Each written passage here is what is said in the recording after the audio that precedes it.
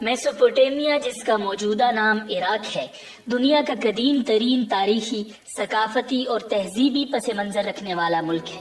اس خطے کو یہ نام یونانیوں نے دیا۔ یونانی زبان میں اس کا مطلب دریاؤں کے درمیان ہے۔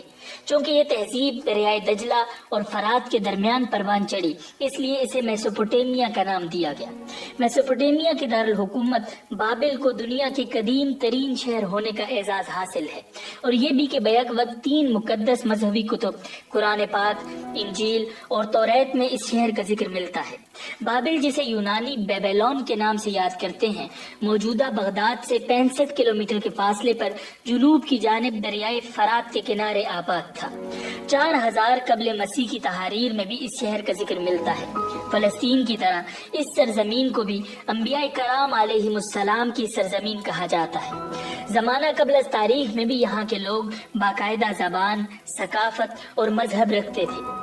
عراق کے شمال مشرق میں شانیدر کے غاروں سے ملنے والے 50 سے 60 ہزار سال پرانے انسانی ڈھانچوں کی دریافت کے بعد ماہرین کا ان سے متعلق کہنا ہے کہ اس دور کے لوگ باقاعدہ بات چیت کی صلاحیت رکھتے تھے اور رسومات بھی ادا کرتے تھے، مثلاً اپنے مردوں کو پھولوں کے ساتھ دفناتے تھے۔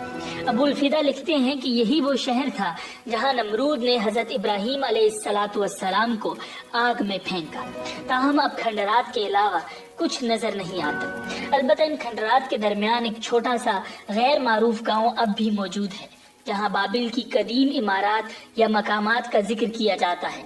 ناظرین، قرآن مجید میں سورہ بقرہ کی آیت نمبر 102 میں اللہ رب العزت نے بابل کا تذکرہ کیا ہے۔ اس آیت میں اس واقعے کا ذکر ہے جب اللہ رب العزت نے بابل میں ہاروت اور ماروت نامی 2 فرشتے نازل کیے تھے، جو لوگوں کو امتحان کی خاطر جادو سکھایا کرتے تھے۔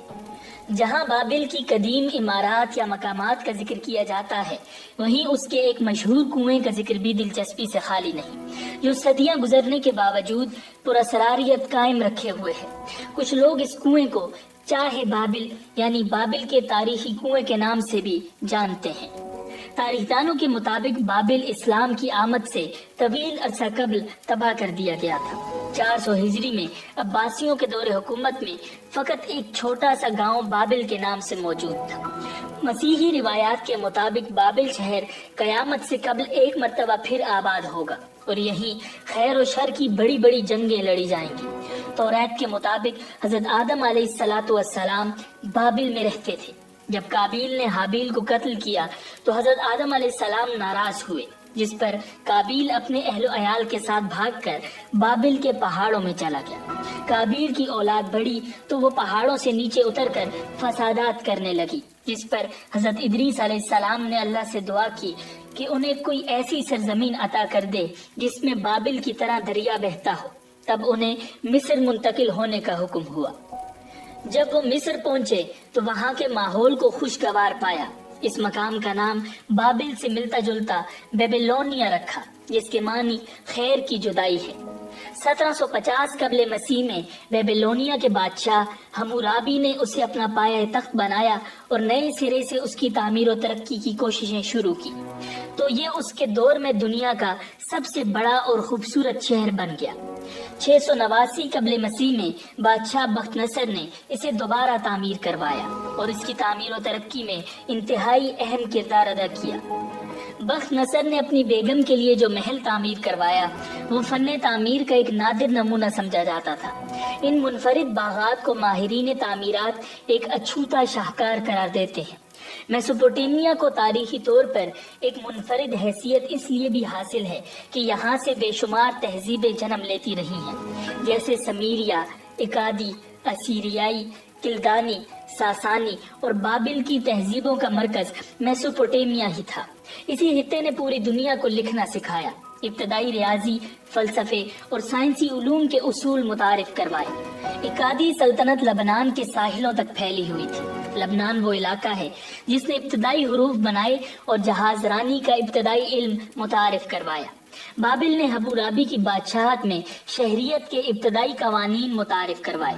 6 صدی قبل مسیح میں یہ علاقہ اگلے 400 سال کے لیے سائرس اعظم کی سلطنت فارس یعنی ایران کا حصہ بن گیا، جس کے بعد سکندر اعظم نے اسے فتح کیا اور پھر 200 سال تک یونانی سلطنت کے زیر نگین رہا۔ سکندر اعظم کے بعد ایرانیوں نے 7ویں صدی عیسوی تک اس پر راج کیا۔ مسلمانوں نے 7ویں صدی عیسوی میں یہ علاقہ فتح کیا۔ حضرت علی رضی اللہ تعالیٰ عنہ نے اس کے شہر کوفہ کو اپنا دارالحکومت بنایا۔ عربوں نے اموی اور عباسی سلطنت کی صورت میں عراق پر حکومت کی۔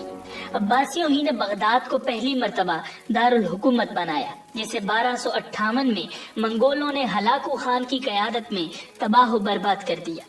یہ ملک 16ویں صدی عیسوی میں عثمانی سلطنت کا حصہ بنا اور جنگ عظیم اول تک اس کی یہ حیثیت برقرار رہی۔